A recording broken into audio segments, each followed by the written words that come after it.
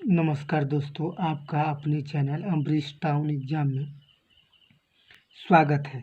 आज हम लोग डिस्कस करेंगे महात्मा गांधी काशी विद्यापीठ का LLB एंट्रेंस एग्ज़ाम 2020 का पार्ट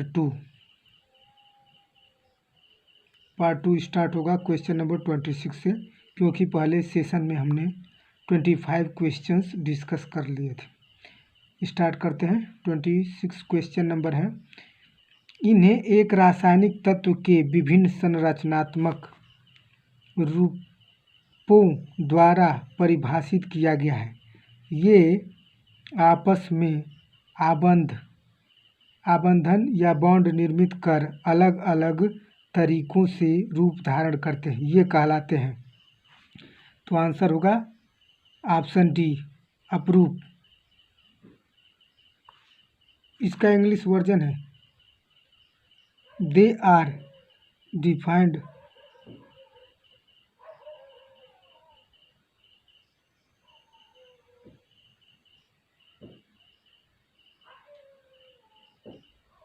एज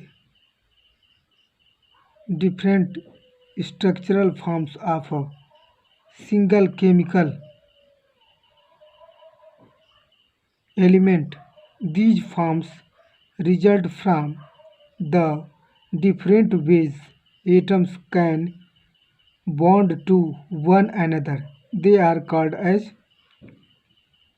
allotropes, यानी कि अपरूप। क्वेश्चन नंबर 27 है, राज्यसभा में राज्यों के प्रतिनिधि के संदर्भ में निम्नलिखित कथनों में से कौन सा कथन सही नहीं है? तो ऑप्शन ए है, राज्यसभा में राज्यों के प्रतिनिधि का निर्वाचन राज्य विधानसभा के निर्वाचित सदस्य करते हैं, ये तो सही है। राज्यसभा के लिए चुनाव अनुपातिक प्रतिनिधित्व पद्धति के अनुसार एकल संक्रमणिक मत द्वारा होता है, ये सही है। राज्यसभा के किसी भी केंद्र शासित प्रदेश का प्रतिनिधित्व नहीं, ये गलत है। दो केंद्र शासित प्रदेश हैं, दिल्ली और पौंडीचेरी, जिनमें राज्यसभा के प्रतिनिधि जाते हैं। ठीक है,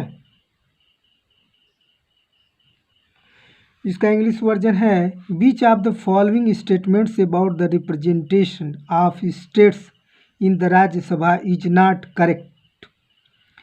तो इसका ऑप्शन नंबर सी हो जाएगा, no union territories have representation in Rajya Sabha.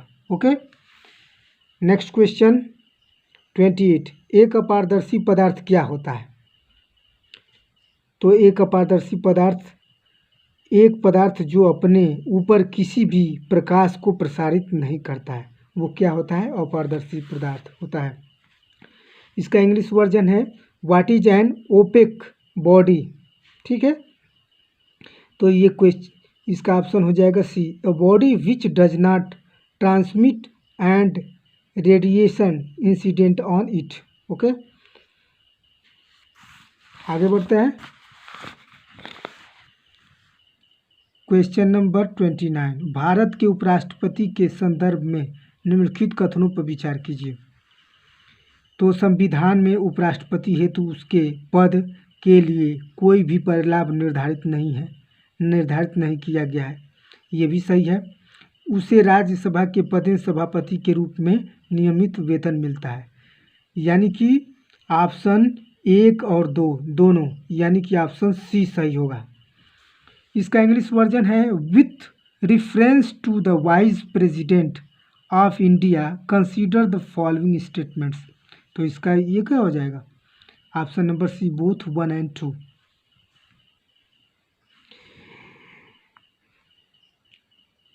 निम्नलिखित में से कौन एक स्व प्रतिरक्षित रोग या ऑटो इम्यून डिजीज है? तो इसमें क्या है? ऑप्शन नंबर सी, रूमेटाइड या आर्थराइटिस गठिया।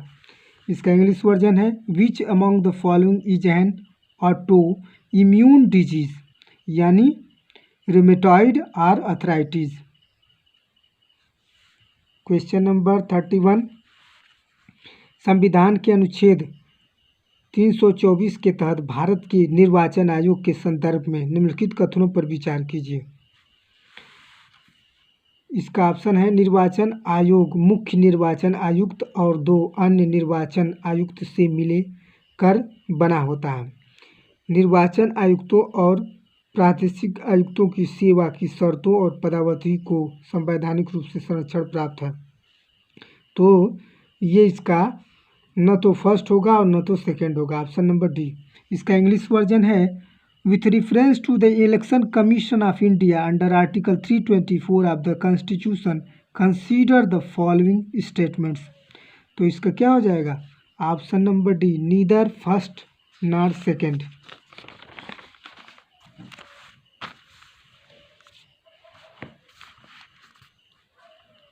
निम्नलिखित में से कौन से कारक पृथ्वी को प्राप्त होने वाले सौर विकिरण की मात्रा को प्रभावित करते हैं। तो इसमें तीनों प्रभावित करते हैं, इसका ऑप्शन नंबर डी हो जाएगा। इसका इंग्लिश वर्जन है which of the following factors influence the amount of isolation received. तो इसका option number D 1 and 2 and 3। वित्त आयोग के अध्यक्ष के रूप में नियुक्त होने की योग्यता यह है कि क्या है, इसका ऑप्शन नंबर डी होगा, यानी कि उपरोक्त में से कोई नहीं है। इसमें बोला है कि भारत का मुख्य न्यायाधीश सेवानिवृत्त होना चाहिए, उच्च न्यायालय का न्यायाधीश होना चाहिए, दोनों गलत है।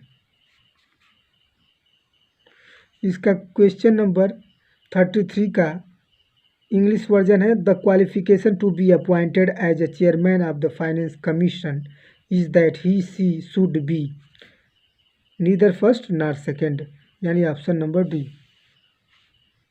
1857 के विद्रोह के दौरान निम्नलिखित में से कौन सा क्षेत्र प्रभावित नहीं हुआ था, Chittor. During the revolt of 1857 which of the following territories was not affected, Chittor.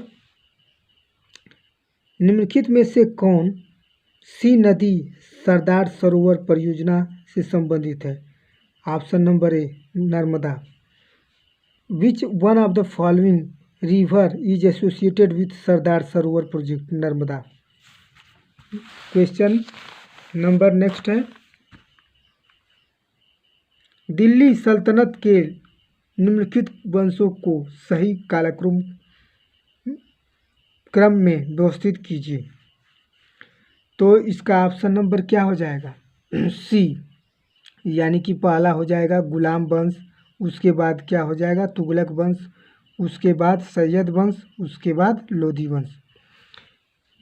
इसका इंग्लिश वर्जन है अरेंज द फॉलोइंग स्टेटमेंट्स या डायनेस्टीज ऑफ दिल्ली सल्तनत in the correct chronological order. तो ये ऑप्शन नंबर सी हो जाएगा, ठीक है। निम्नलिखित में से कौन सा ब्रिक्स का सदस्य नहीं है, सऊदी अरब। भारत, रसिया, इंडिया, चाइना और south Africa. Which one of the following is not a member of BRICS, Saudi Arabia. तो मेंसरिया आपराधिक मनोस्थिति से आशय है, अपराधी मस्तिष्क यानी guilty mind, mens rea is guilty mind. Santosh trophy किस खेल से संबंधित है, तो ये क्या हो जाएगा football, Santosh trophy is associated with football. शब्द टॉट का उद्गम है, लैटिन उद्गम है, the word taught is of Latin origin. Taught का जो हिंदी मीनिंग होता है अपकृत्य होता है या समथिंग विच इज रॉन्ग या मॉडिफिकेशन इन एनी स्टेटमेंट्स या anything that is known as a taught.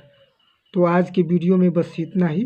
कृपया चैनल को सब्सक्राइब करिए, वीडियो को लाइक करिए और कमेंट बॉक्स में अपने थॉट्स विचारों को कमेंट कीजिए। धन्यवाद।